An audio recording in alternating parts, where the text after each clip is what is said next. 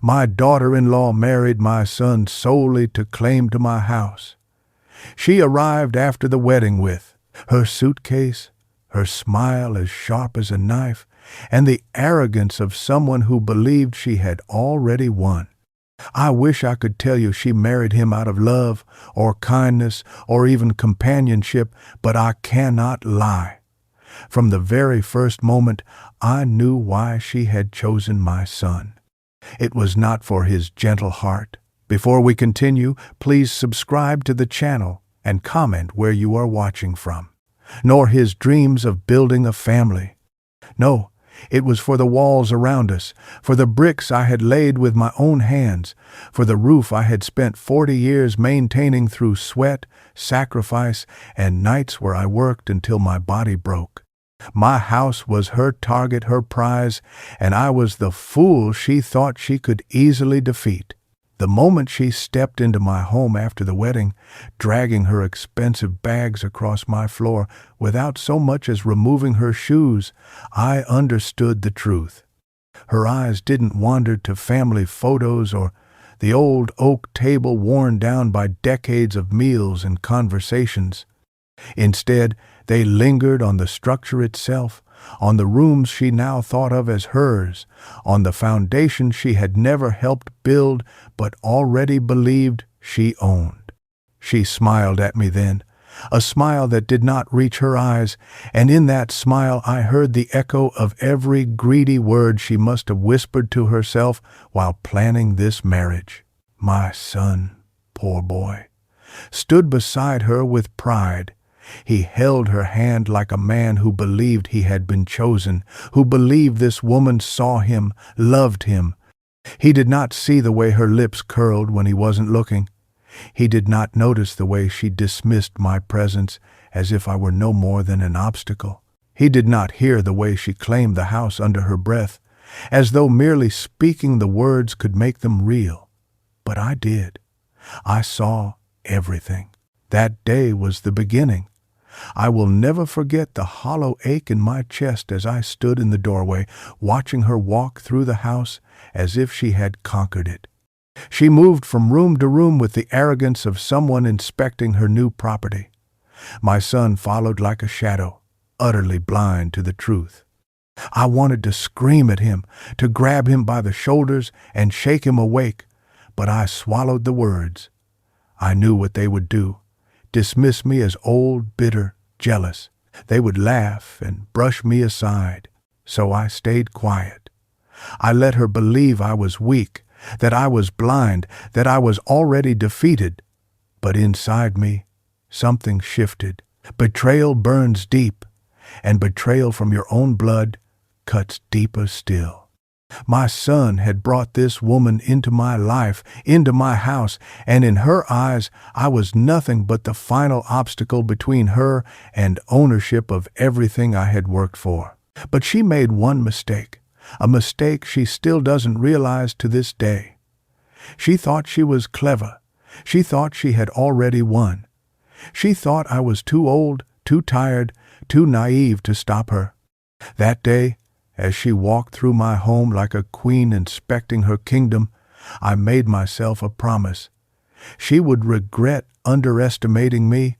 This is the story of how I turned her greed into her downfall.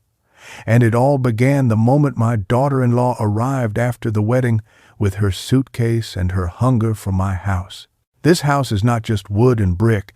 It is the story of my life, etched into every nail and beam, the product of decades of sacrifice, sweat, and dreams that were often deferred but never abandoned. I remember the first day I laid the foundation with trembling hands, younger then, filled with hope and burdened with responsibility, determined to give my family a place that would stand against every storm life could hurl at us. Every corner of this house tells a story. Every wall is soaked in memory. The laughter of children echoing in the hallways. The smell of meals cooked in the kitchen that warmed not just the stomach but the soul. I have patched leaking roofs in the dead of winter. I have carried heavy beams on my back when no one else would help. I have bled on these floors while fixing them, and I have gone to bed hungry so the mortgage could be paid, so that this roof would never be taken from us. It is more than just shelter. It is my sanctuary, my legacy, the one thing I was determined to pass down unbroken. I used to stand outside in the evenings, wiping the dirt and sweat from my brow, staring at the house in pride, feeling that maybe all my sacrifices were worth it if this place stood tall and safe. Even when times were hardest, when money was tight and my body ached with age, the house gave me strength because it reminded me that I had built something solid with my bare hands, something no one could take away. Or so I believed. To me, this house is not a prize, not a possession to be flaunted, but the physical embodiment of everything I gave up, everything I endured, and everything I hoped for. It was supposed to be a gift, a blessing to my son when I am gone, a symbol of the love and care of a father who gave everything he could. Never in my darkest moments did I imagine it would become a battleground, that the very walls which have witnessed my sacrifices would also witness betrayal. When I look at the chipped banister, I see my younger self sanding it through the night. When I walk across the creaking floors, I hear my wife's laughter, long gone but still alive in these boards. When I sit in the living room, I see the faces of my children as they grew, each stage of their lives framed by this house like a painting. This place is me, my past, my essence, and my final wish for the future. That is why it cuts so deep that someone who never shed a drop of sweat for it, someone who knows nothing of its history, dares to look at it as though it were her prize to claim. She sees only walls and equity. I see my soul. And I swear on everything this house represents that I will not let her take it. When my son came to me with the announcement that he was getting married, his eyes glowed with excitement, his voice quivered with eagerness, and for a brief moment my heart swelled with pride, because as a father, you always want to see your child happy. You want to believe that the person they have chosen will bring them peace, companionship, and joy that you could not provide. But as he spoke, I felt a strange chill beneath my ribs, a gnawing unease that would not leave me. He told me it would be a quick wedding, no long engagement, no time to get to know her properly, just a rush toward the altar as if the clock were chasing them, and though he smiled, I saw something in his eyes that told me he was blinded more by infatuation than by true love. I asked him softly about the girl, about her family, her dreams, her plans for their future, but he brushed aside my questions with impatient laughter, as though I were an old man too cautious to understand the fire of young love. He told me she was beautiful, that she was refined, that she made him feel like a man who could conquer the world. But as he spoke, I noticed something missing. There was no mention of kindness, no mention of patience, no stories of shared struggle or tender gestures, only the superficial sheen of attraction.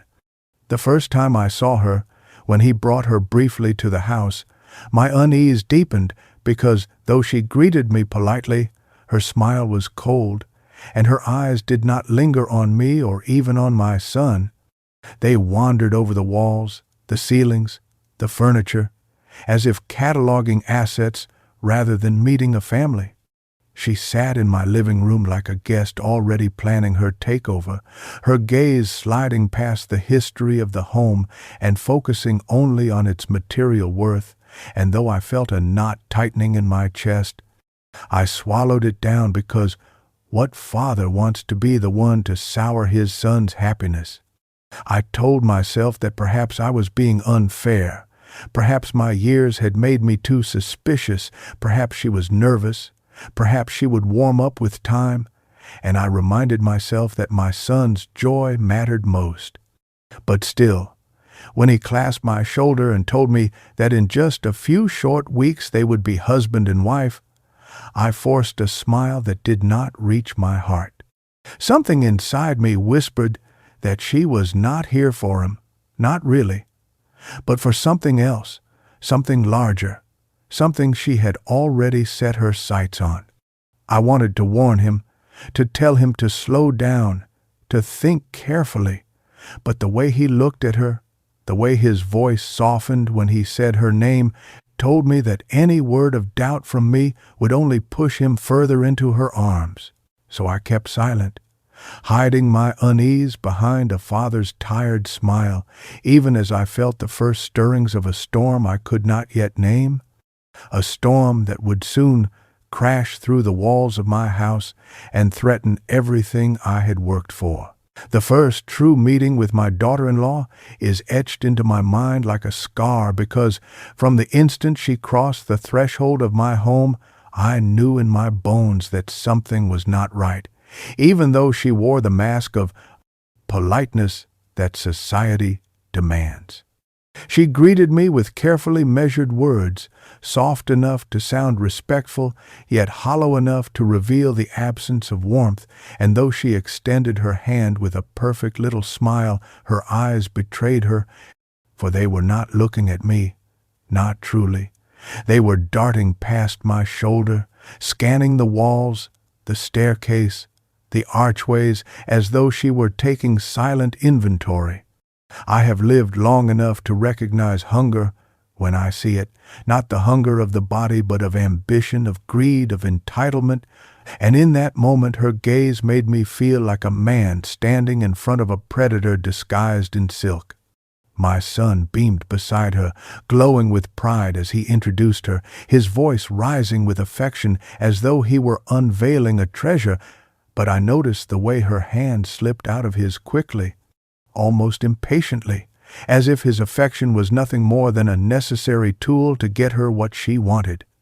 I asked her about her family, about her work, about her interests, and though she answered smoothly, her replies were as thin as glass, designed to deflect, not to connect, and every time she finished speaking her attention returned not to me, not to my son, but to the house itself. She lingered near the mantel, her fingers brushing it as though testing its worth. She glanced up at the crown molding with a calculating tilt of her head, and when she walked into the dining room, her lips curved in the faintest of smirks, as if she were already envisioning herself presiding at the head of the table. In that moment the air between us grew heavy, not from words spoken but from truths unspoken, truths my son was too blind to see. I tried to ignore the tightening in my chest, telling myself that perhaps she was merely admiring craftsmanship, that perhaps I was imagining the possessiveness in her gaze, but deep down I knew I was not. When I caught her eyes finally meeting mine, there was no softness there, no flicker of warmth, only a glint of challenge, as if she were silently declaring that she would take what she wanted, no matter the cost. I forced myself to smile, to play the role of the gracious father, because to protest then would have been to drive my son further from me, to give her more power over him, but inside me a seed of dread was planted. That first meeting was not the bonding moment I had hoped for with the woman my son had chosen. It was the unveiling of an adversary who had already marked her territory with her gaze. And though I held my tongue, I vowed silently that I would watch her closely, for the house she coveted was not just a structure, it was my life, and I would not surrender it without a fight. The wedding itself was a blur of forced smiles and shallow toasts, a performance I endured for the sake of my son because his happiness, however misplaced, was still my duty to support. But the moment that truly mattered came afterward, when they arrived at my house together as husband and wife, and she trailed behind him with boxes stacked high in her arms, her heels clicking against the floor like a declaration of conquest.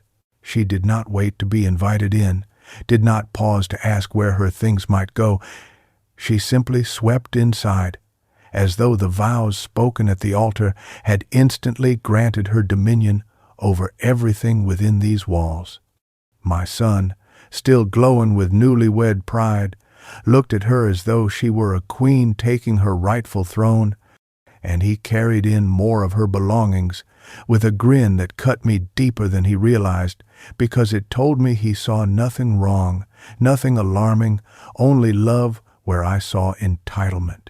She placed her boxes on the living room floor and began opening them immediately, pulling out decorative pieces and clothing, setting them around the space as though she were erasing my presence bit by bit, marking her territory like an animal that believes the land now belongs to her. I watched in silence as she slipped a framed photo of herself onto a shelf that had once held a picture of my late wife, the woman who had stood beside me through every storm, and in that instant my heart clenched with both grief and fury. She did not notice the way my hands tightened at my sides, or perhaps she noticed and simply did not care, because her attention was fixed entirely on arranging her world within mine.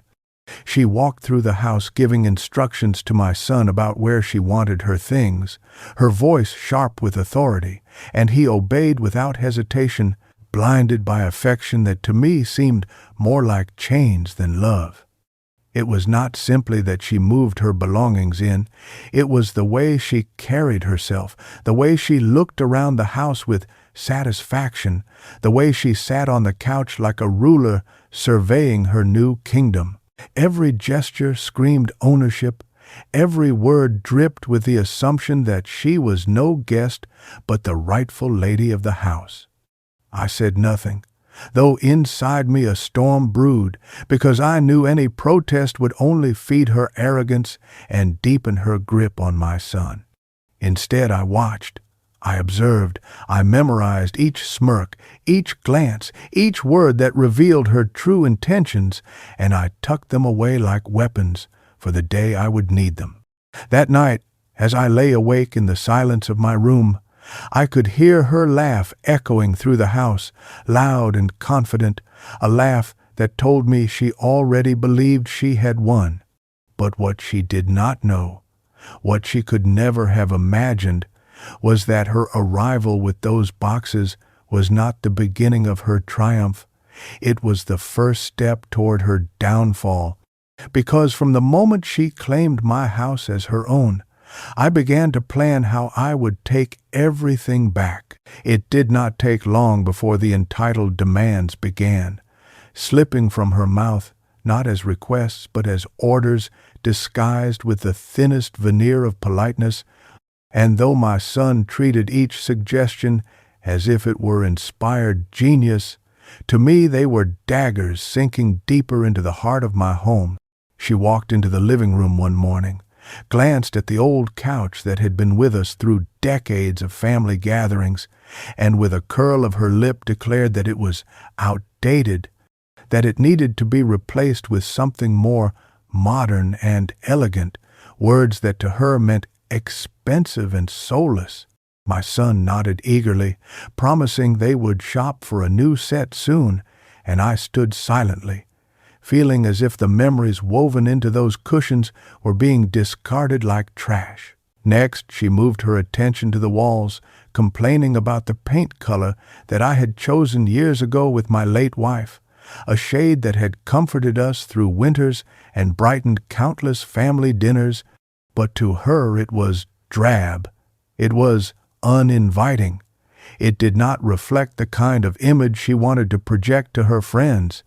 She paced the dining room, pointing to the table that had hosted birthdays, holidays, and tearful confessions, saying it was too small, too plain, that they needed something grander, something worthy of entertaining important guests. And again my son nodded, as though her word was law. It was not just the furniture or the paint.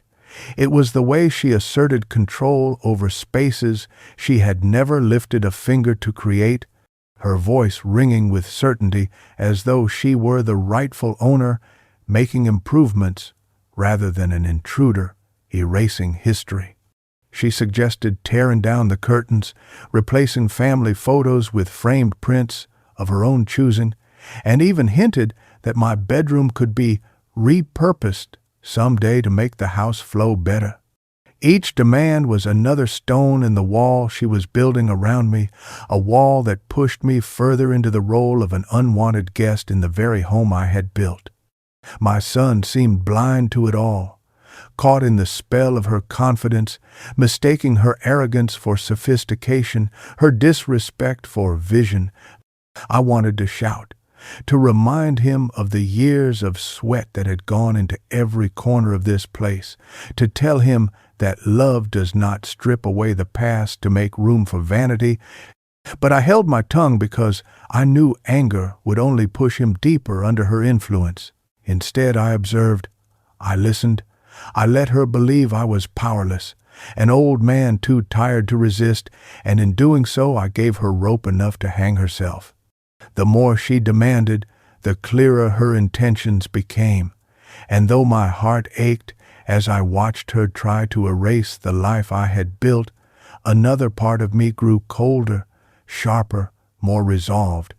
For every curtain she dismissed, for every photo she sneered at, I began crafting in silence the retribution that would one day remind her that this house was not hers to claim. My son's weakness revealed itself quickly, and it cut into me deeper than any sharp word from her ever could, because while her greed was expected from the moment I saw the hunger in her eyes, his betrayal was the wound that bled. Each time she made her demands, whether it was replacing the couch that had held us through decades of laughter, or stripping the walls of the paint my late wife had chosen with such care, I looked to him for a flicker of loyalty, for some sign that he remembered the sacrifices I had made, the years I had bent my back to give him this home, but all I saw was blind devotion to her. When I voiced even the smallest objection, a quiet suggestion that perhaps we keep the dining table because it held so many family memories, he waved me off with impatience, saying things like, "Dad, don't be stubborn, it's just furniture," or "You have to admit it's time for a change. You're just too sentimental," as if sentiment was weakness, as if the history carved into every scratch and dent meant nothing. His words hurt more than hers because she was an outsider, but he was my blood, my son, the boy I had carried on my shoulders, the boy I had worked double shifts to put through school, the boy I had thought would someday understand the weight of all I had given. Instead, he dismissed me as though I were just another obstacle in the way of their happiness, and in his eyes I saw something that broke me, a quiet annoyance, a look that suggested he thought I was clinging to something that should rightfully be theirs now. I realized then how deeply she had wrapped her threads around him, how thoroughly she had blinded him with her charm, her beauty, her calculated affection. He defended her at every turn, soothing her when she pretended to be hurt by my silence, telling me not to make things difficult, insisting that I try harder to accept her vision for the future of the house. Every word drove a wedge between us, widening a gap that I feared might never close, and the more he sided with her, the more isolated I became within my own walls. I lay awake at night staring at the ceiling, wondering if this was the same boy I had raised, the same boy who once clung to my leg when he was frightened, the same boy who once told me he wanted to grow up to be like me. Now he looked at me as though I were the unreasonable one, the obstacle to his new life, and though my chest ached with sorrow, beneath that sorrow something colder stirred. His weakness, his blindness, his betrayal, all of it steeled my resolve. If he would not protect what I had built, then I would. If he could not see her for what she was, then I would open his eyes in a way he would never forget. It happened on a quiet afternoon when the walls of my house betrayed her secrets to me, carrying her voice down the hallway like a poisoned whisper, and though I had not meant to listen, what I overheard changed everything. She was on the phone in the living room, her tone dripping with arrogance, her laughter sharp and cruel, the kind of laugh that makes your stomach twist because you know it hides venom. I had been walking toward the kitchen when her words froze me in place, and I stood silently, my back pressed to the wall, listening to her reveal the truth she thought was safe in confidence. "Of course I didn't marry him for love," she sneered, her voice rising with scorn. "Do you really think I'd tie myself to someone like him if it weren't for what comes with it? The house is the prize.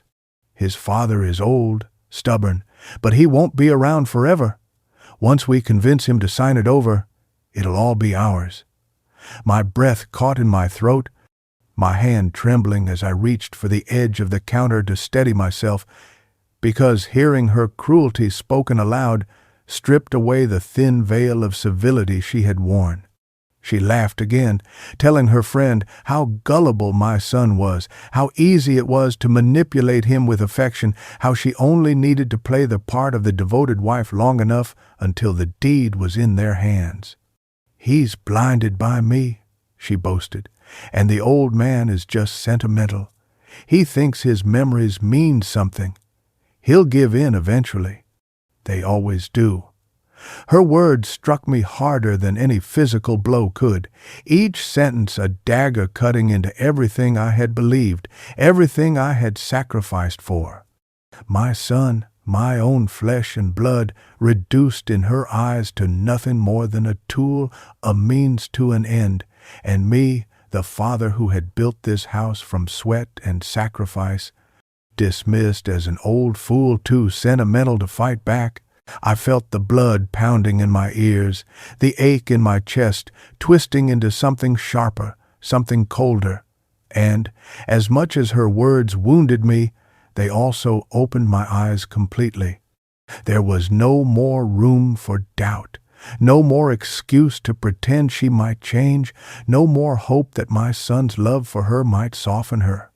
The truth was laid bare in her mocking voice. She had come for the house, and she would stop at nothing to claim it. I closed my eyes in that moment and swore silently that if she thought me sentimental, if she thought me weak, then I would let her keep believing it until the day came when her arrogance would become her downfall. Because now, at last, I knew her game, and I would play it better than she ever could.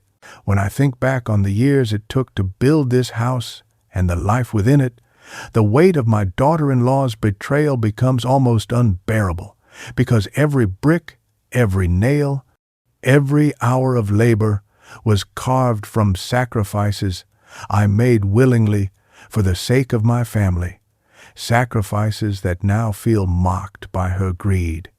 I remember the long nights when I worked double shifts, my hands raw and blistered, my back bent with exhaustion, all so the mortgage could be paid on time and food could stay on the table.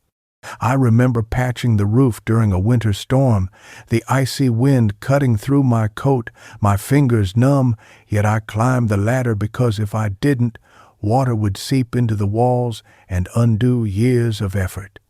I remember selling my only car once, walking miles to work in the heat of summer, just so the bills could be covered when unexpected medical expenses drained what little savings we had. Every sacrifice I made was not for myself but for my children, for the promise that they would have stability, a place to call their own, a legacy that would outlive me. I see flashes of memory like photographs in my mind. My son, as a boy, running through these halls with laughter spilling from him, his small hands tugging at my arm while I was still in work clothes covered in dust. My wife stirring soup in the kitchen while humming softly, the smell of bread filling the house. Those were the moments that made the sacrifices worthwhile, the fuel that kept me going when my body screamed to stop. And now, when I walk through the same halls, I feel those memories pressing in on me, as if they are watching silently, asking me how I can allow an intruder to strip away everything we built. That is what sharpens the betrayal. The realization that she does not see the blood in these walls, the love in the foundation, the sleepless nights, the missed meals, the countless hours traded for security. To her, this house is a trophy, nothing more, while to me it is the embodiment of my life's work.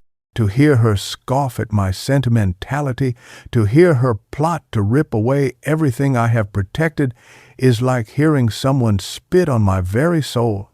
I cannot shake the memory of carrying beams heavier than my own weight, of scraping together coins when dollars were impossible, of watching my wife's health decline, but refusing to let despair collapse the home we had built together. And yet, despite all of that, despite every sacrifice etched into these walls, my own son cannot see the truth of what she is doing. That blindness, that weakness, cuts deeper than anything she has ever said. Because I did not endure all of those years to watch my legacy stolen by a stranger who married her way into my life, nor to see my son betray the very foundation upon which he was raised. That truth, that sharp pain of betrayal, does not weaken me. It steels me. It takes the sorrow of sacrifice and turns it into fuel for the vengeance that I now know is not only justified, but necessary. That night, I collapsed beneath the weight of it all, sitting alone in the dim glow of the lamp in my bedroom while the sound of their laughter drifted through the halls, her high-pitched giggles mixing with my son's oblivious joy, like a cruel reminder of how far from me he had strayed, and the ache in my chest grew so heavy I could barely breathe. I pressed my hands to my face, feeling the sting of tears I had not shed in years, tears born not just of betrayal but of exhaustion, of the dawning realization that everything I had worked for, everything I had built with my hands and my sacrifices, was hanging by a thread. I wept silently into the night, ashamed of my weakness yet powerless to stop it, my body shaking with grief as memories flooded me of all I had endured, all I had lost, and all that now stood at risk of being stolen by someone who had done nothing to earn it. But as the hours crept by and the house grew quieter, something inside me began to shift. The tears dried, the ache hardened, and in the silence I felt the birth of a new resolve, colder and sharper than the grief that had consumed me. They thought I was weak, sentimental, blind, and broken, but I was none of those things. I was a man who had spent his life fighting, surviving, clawing through hardship, and if I could survive poverty, loss, and decades of backbreaking labor, then I could survive this too. No, more than survive, I could fight back. I stared at the ceiling and whispered into the darkness a promise that I would not allow them to steal my house, that if they wanted to test me, they would face consequences they could never anticipate. I would not scream. I would not lash out recklessly. I would not give them the satisfaction of seeing my anger. Instead, I would wait, I would watch, and I would plan. My grief had been a storm, but when the storm passed, it left behind a cold, still clarity that was stronger than rage. She had underestimated me. She had mistaken my silence for surrender, and soon enough she would learn that the man she thought too old and sentimental was capable of defending what was his with a precision and ruthlessness she could never match. That night marked the death of my sorrow and the birth of my vengeance, and as I finally lay down to rest, the house seemed to whisper back to me, its walls echoing the vow I had made. I will not be taken. I will not be stolen. I will endure as I always have, because I belong to the man who built me. I knew that vengeance without strategy was nothing but noise, so the very next morning I rose with purpose, dressed with care, and left the house without a word, telling them only that I had errands to run, concealing beneath my calm tone the storm of determination that now guided me. My first step was not confrontation but preparation, and preparation meant knowledge, the kind of knowledge that only a competent professional could provide. I walked into the office of a lawyer I had heard of through an old friend, a man reputed to be meticulous, discreet, and relentless in protecting his clients. The waiting room smelled faintly of leather and paper, and as I sat there with my calloused hands folded, I felt the weight of what I was about to begin, a battle not fought with fists or shouts, but with laws and signatures, with contracts and strategies. When the lawyer greeted me, his handshake was firm, his eyes sharp, the kind of man who did not waste words, and I knew immediately that I had come to the right place. In the privacy of his office, with blinds drawn and files stacked neatly across his desk, I told him everything. I spoke of my son's sudden marriage, of the woman who had entered my house with boxes and demands, of the way she looked at the walls as if they were already hers, and finally, I told him of the conversation I had overheard, her mocking voice declaring her intent to claim my house, her confidence that she would manipulate me into handing over the deed. As I spoke, my voice was steady, though inside me burned the memory of every cruel word, every dismissive smirk. The lawyer listened without interruption, occasionally jotting down notes, his expression unreadable but focused. When I finished, he leaned back in his chair and studied me for a long moment before asking the most important question. Do you want to stop her, or do you want to teach her a lesson she'll never forget? I looked him in the eye and answered without hesitation, both. He nodded, as if he had expected nothing less, and then he outlined the possibilities, the legal maneuvers, the protections I could put in place. He explained trusts, transfer restrictions, wills, and clauses that could ensure that no matter how hard she pushed, no matter how blind my son remained, the house would never fall into her greedy hands. Each option he laid before me was like a weapon, and with every word he spoke my resolve grew sharper. I realized then that I was not powerless, that the law itself could become my shield and my sword if I wielded it carefully. By the time I left his office, papers tucked discreetly into my bag, I no longer felt the weight of despair pressing down on me. Instead, I felt a quiet strength, a sense that the first steps of my plan had been set in motion.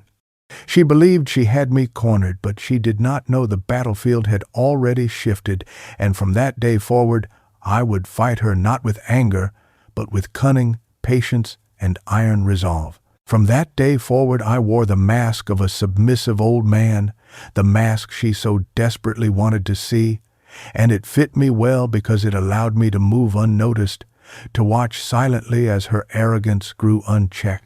I let my shoulders slump, my voice soften, my eyes dim, as though the weight of age and defeat had finally conquered me, and every time she looked at me with that smirk of superiority, I forced myself to remain still, even as anger boiled beneath my skin.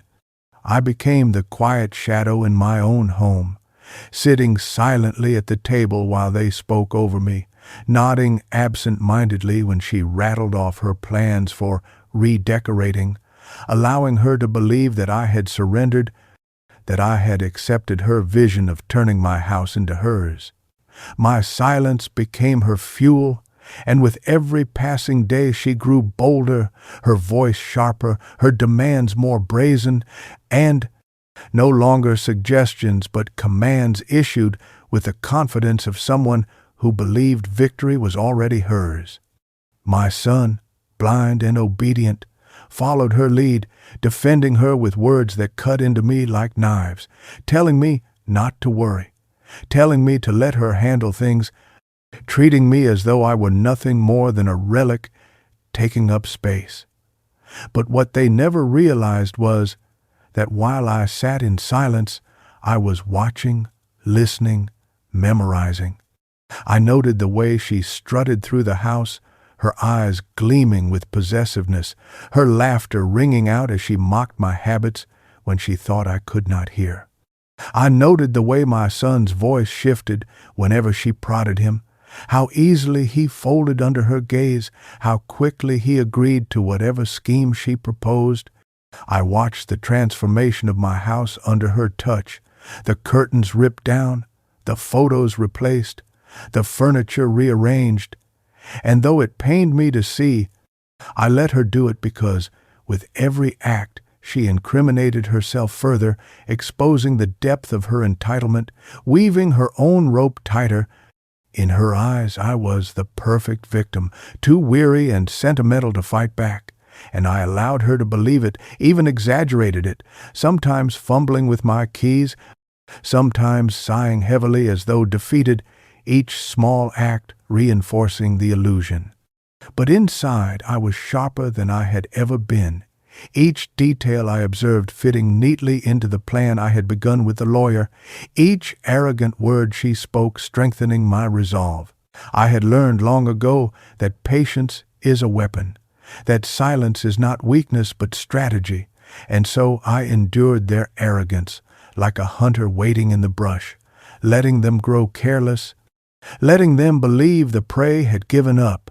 They thought I was finished, but I was only waiting for the perfect moment, the moment when their greed would overreach, and when that day came the mask would fall, and they would see the man they had underestimated was far more dangerous than they had ever imagined.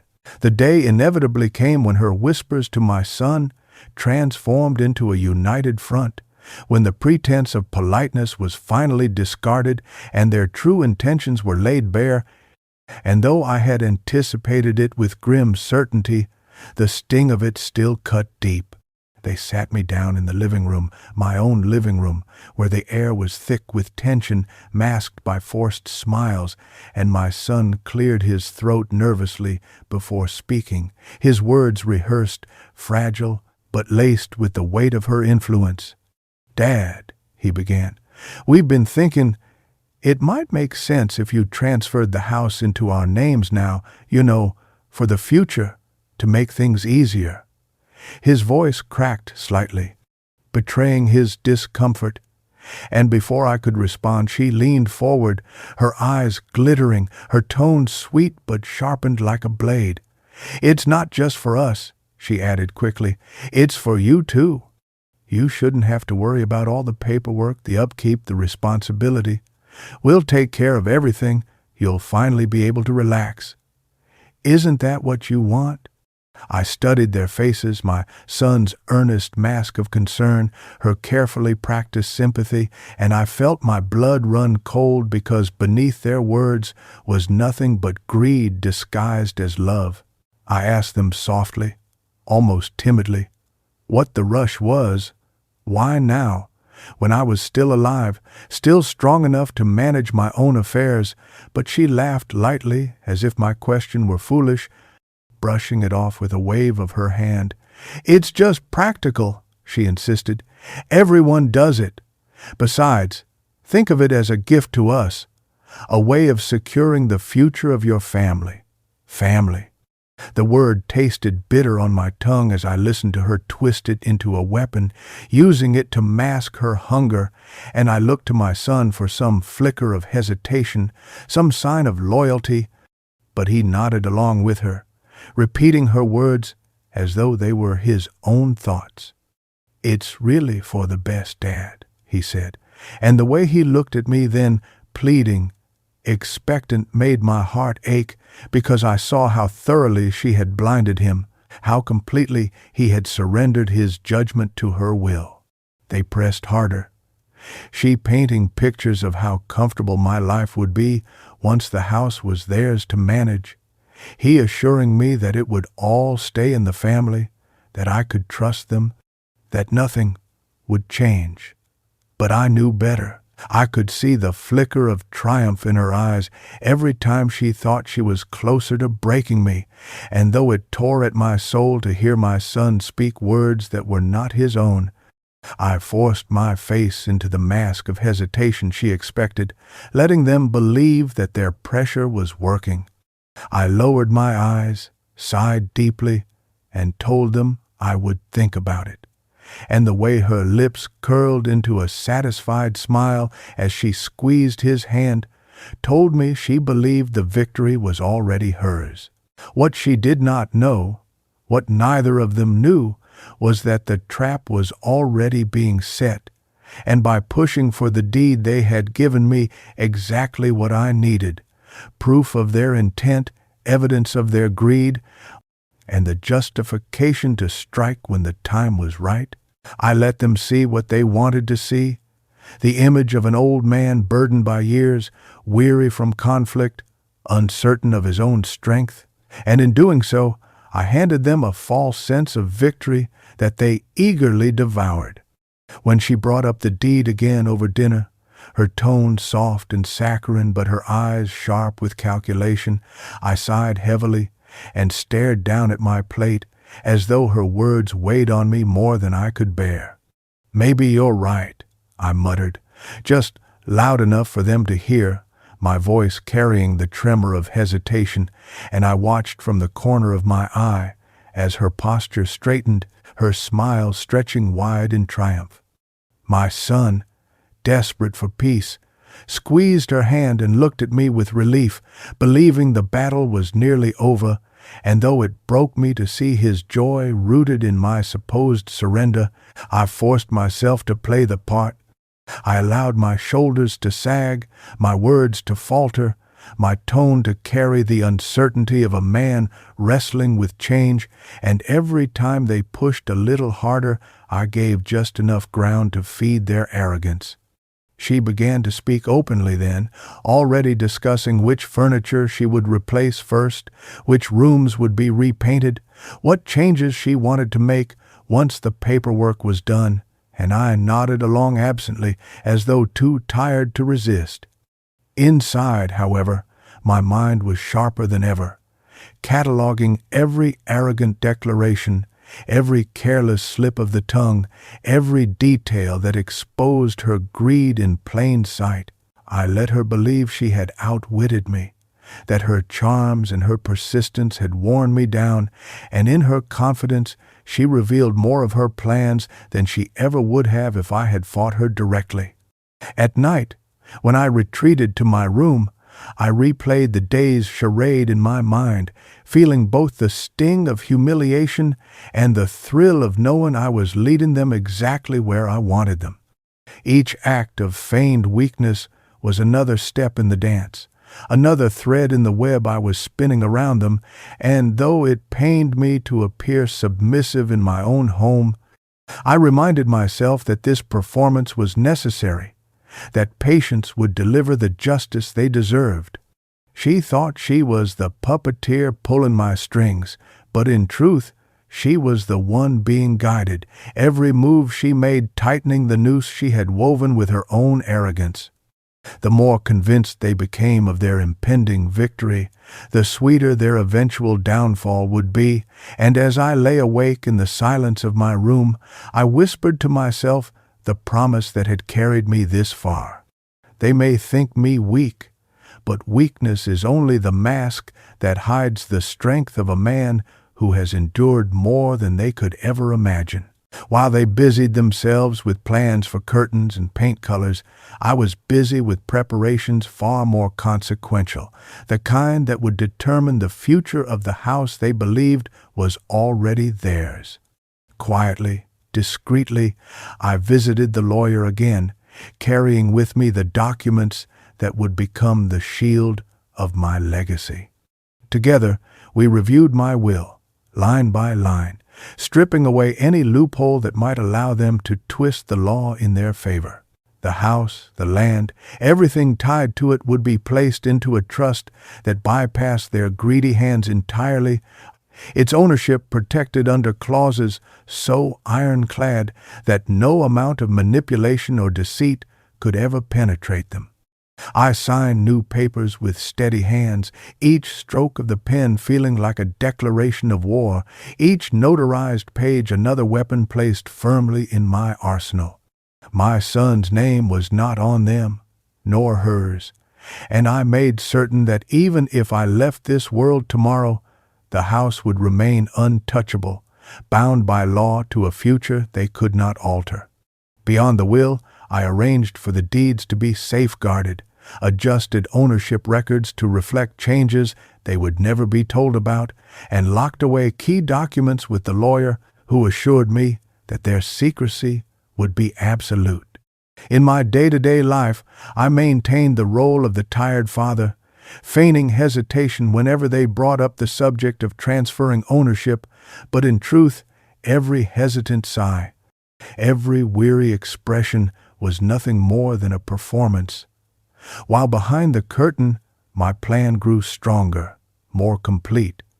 I even began leaving small hints, subtle enough to pass unnoticed, a dropped remark about how complicated paperwork could be, a muttered complaint about needing to get around to things, each phrase designed to lull them into complacency, to make them believe the trap was working when in fact they were walking deeper into mine. At night I would sit at my desk with the legal documents spread before me, studying them by lamplight, and I felt a strange calm wash over me, a sense of control I had not felt in weeks. For the first time since she had entered my life, I could breathe without the sting of helplessness, because I knew that no matter how hard she schemed, the outcome had already been written in ink and sealed with law. This was not just protection, it was retribution crafted with precision, a fortress of paper and signatures that she would never see coming until it was too late. And when that day arrived, when she reached for the deed she believed to be hers, her hand would grasp nothing but air, and the look on her face would be the sweetest reward for every sleepless night I had endured. It was almost too easy to see the shift in her once she convinced herself that the house was as good as hers, for she no longer bothered to hide her arrogance behind courtesy. She flaunted it openly, strutting through the halls like a queen awaiting her coronation. She began inviting her friends over, parading them through the rooms as though she were giving a grand tour of property she already owned. Her voice loud and boastful as she described the renovations she planned, the furniture she would buy, the parties she would host.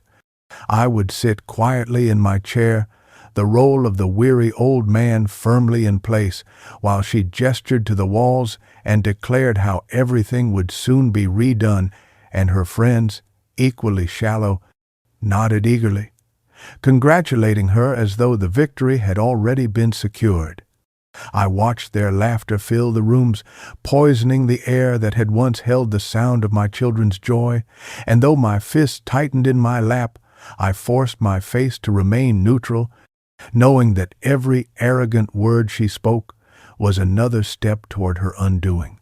Beyond the walls of the house, her arrogance spilled into the world, for she began spending recklessly, buying clothes, jewelry, and trinkets that she showed off proudly, bragging to anyone who would listen that soon she and her husband would inherit a grand house, free and clear, a house that would elevate them in status and allow them to live as they pleased. She whispered to her friends about how foolish I was, how easy it had been to bend me to her will, and though she thought I was deaf to her words, I caught enough fragments in passing to know she reveled in mocking me.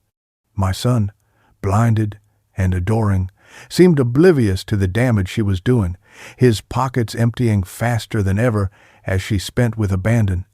Yet he smiled, eager to please her, believing her promises of the life they would build together once the house was theirs.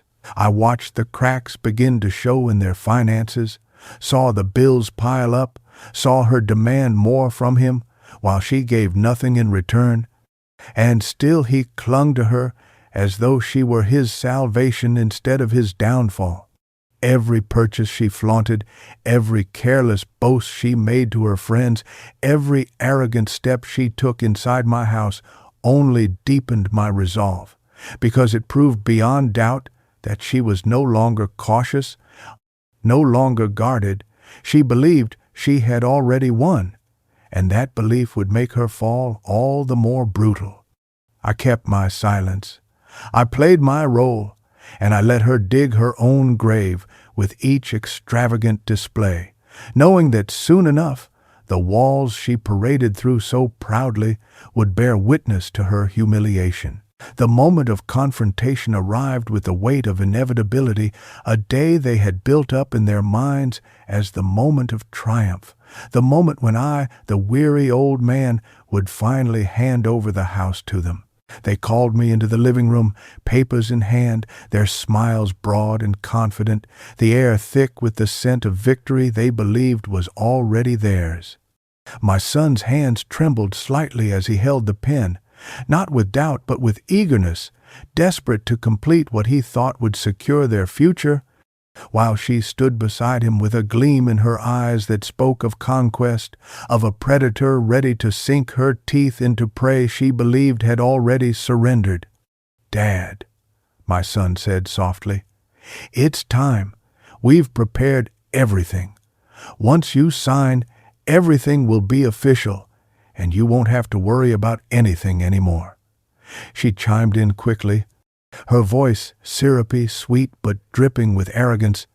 "It's the best choice for everyone, really. You'll finally be free of all the stress, and we can carry on your legacy properly. It's what you want, isn't it?" I looked at them both in silence, allowing the tension to stretch, watching their impatience grow, and then I set my hand on the papers they had so carefully prepared. My son leaned forward eagerly, but instead of signing, I slid the papers back across the table toward them and let my voice cut through the silence like a blade. "You should read the latest property records before you celebrate. This house is not yours. It will never be yours." Confusion flashed across my son's face, but her expression hardened, her confidence flickering for the first time as I pulled out my own set of documents, signed, notarized, and stamped with the seal of the law. I laid them out before them with deliberate care, each page a weapon, each line of text a fortress. "This house has been placed in an irrevocable trust," I explained, my voice calm and steady, "protected by legal measures that not even the two of you together could undo. You may have believed you were clever, that you could pressure me into surrendering what I built with my own blood and sacrifice, but the truth is simple. You have no claim, no power, and no future here." The color drained from her face, her smug smile vanishing as her eyes darted across the papers, searching for some loophole, some flaw, but finding none. My son stammered, trying to understand, trying to reconcile the reality before him with the fantasy she had fed him. But she exploded first, her mask torn away, her voice shrill with rage. "You can't do this. You're just an old man clinging to the past. This house should be ours." I met her fury with stillness, my silence a wall she could not break. And then I delivered the final blow.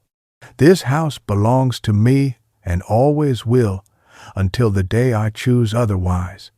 You may have married my son, but you will never steal what you did not earn.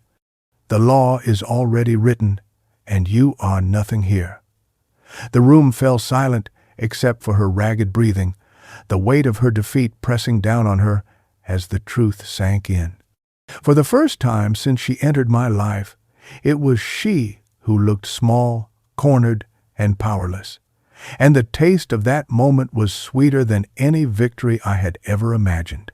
I chose not to let the revelation end within the confines of my living room, for the justice I sought was not only in securing my house, but in ensuring that their greed was exposed for all to see, so that no one could mistake the truth of what had been happening.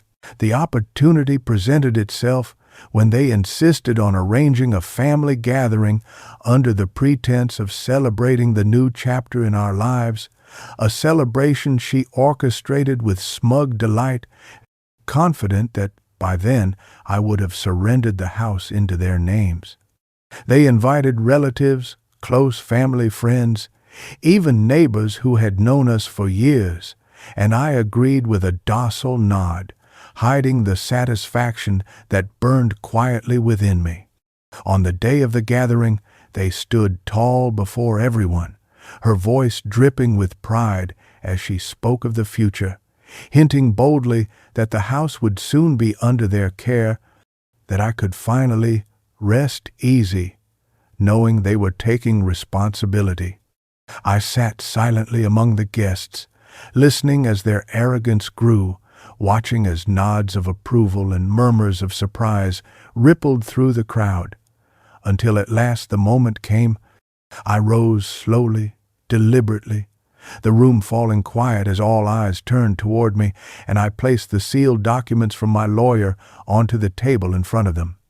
My voice was steady, calm, carrying not anger but finality as I spoke.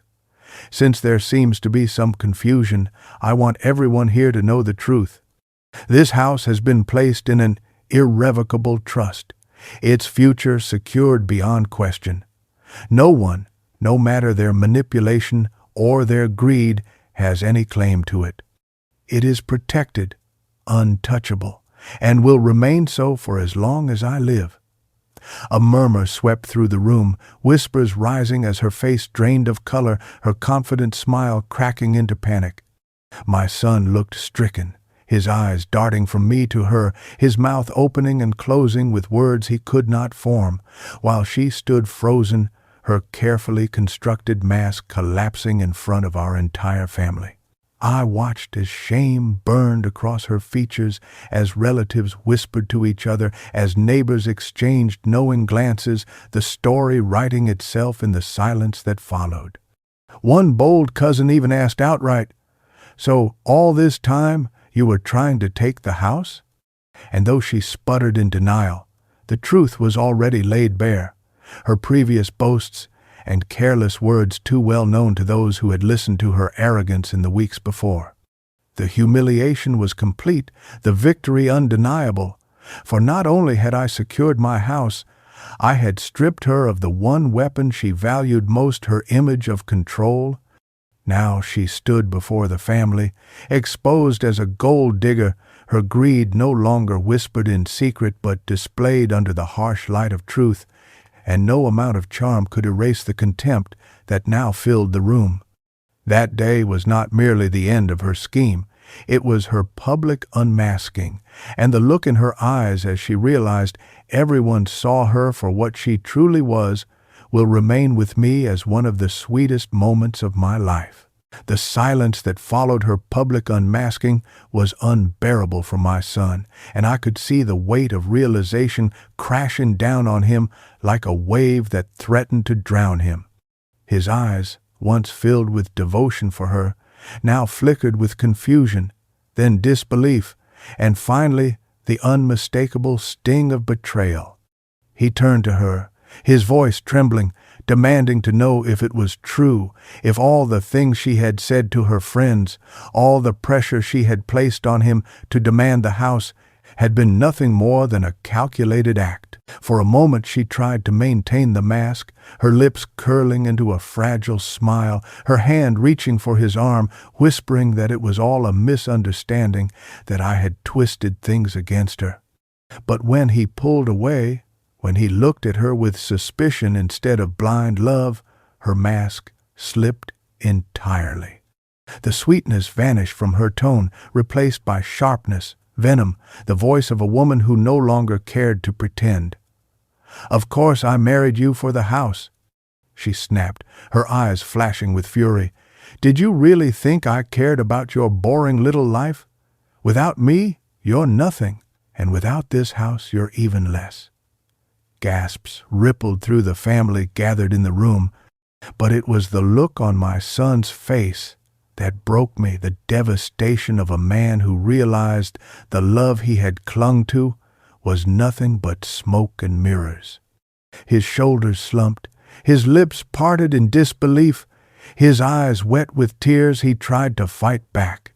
He stammered her name, searching desperately for some sign that she had not meant what she had just confessed, but she laughed cruelly, her words like daggers.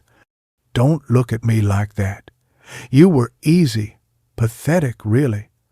I only had to smile, and you bent to my will. Do you know how boring you are? How small?" She tore into him in front of everyone, her viciousness spilling out unchecked now that her game was ruined.